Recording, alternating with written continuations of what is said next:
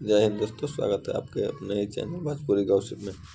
आज की वीडियो में हम बात करने वाले हैं एक नई मूवी जो यूट्यूबर मनी मिराज के द्वारा बनाया गया है। जैसे आप मनी मिराज को जानते ही होंगे, कॉमेडी करते हुए, गाली गलौज करते हुए यूट्यूब पर नज़र आते थे। हाँ, इतना पैसा कमा लिए कि वो मूवी बनाने की तरफ चल दिए।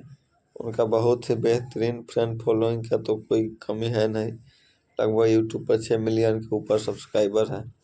इसको देखते हुए उन्होंने एक फिल्म बनाया है जिस फिल्म का नाम है वेलकम, जो कि आज 22 नवंबर से सिनेमा घरों में रिलीज कर दिया गया है। आप भी जाके आप अपने नज़दीकी सिनेमा घर में मूवी को देख सकते हैं। बिहार और झारखंड में जो सिनेमा हॉल है, सिनेपोलिस पटना, अभिषेक प्रसादपुर, मुजफ्फरपुर बीना, पटना शंकर, सीतामढ़ी संगीत, मोतिहारी, श्याम मुजफ्फरपुर, पंकज छपरा इत्यादि हॉल में देख सकते हैं, जो कि इस लिस्ट में सारे हॉल का नाम दिया गया है।